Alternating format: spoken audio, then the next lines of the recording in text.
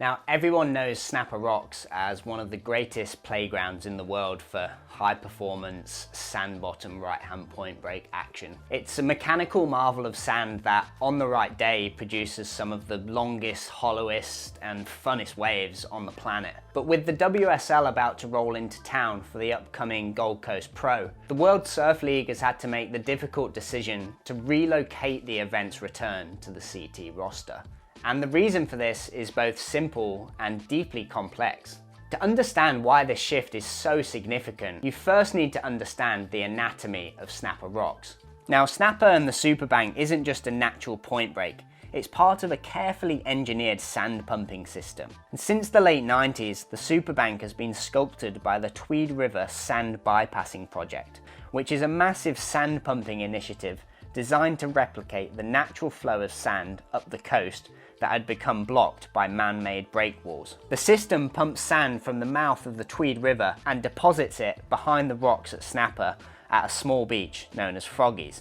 Now, this essentially creates the Superbank. You know, the sand gets pumped out behind the rock at Froggies, drifts around with the natural flow of the current and just filters down the Superbank from Snapper at the top into the Little Marley section, into Rainbow Bay, into Greenmount, and then eventually down towards Kira. So that's perfect, right? A point break that can be man-managed and just created on demand, you know, whenever there's a swell, why don't you just pump loads more sand down the Superbank and it'll be perfect? Well, yeah, it doesn't quite work like that. The system is amazing, but it's not magic.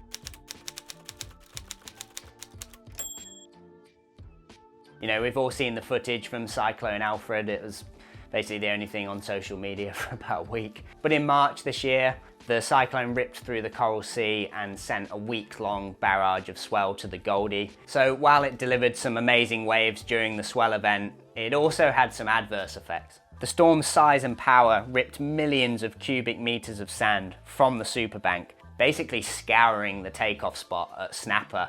What was once a nice shallow patch of sand where the hollow sort of behind the rock takeoff bit broke was just like a deep hole. So any wave that did break in it just went fat and sort of fizzled out. So now, instead of long peeling right stretching into Rainbow Bay, Snapper has been reduced to a deep hole with fat sectiony waves breaking all over the once super bank. Sort of in Rainbow Bay now, there's sort of lefts and rights, just random like beach break peaks. Local surfers were obviously quick to notice the damage, and so were WSL officials. So the reason they couldn't just pump more sand is because there was no sand to pump. And you know, this happened obviously a few weeks before the contest, so there just wasn't enough time to pump the amount of sand needed to replenish the bank.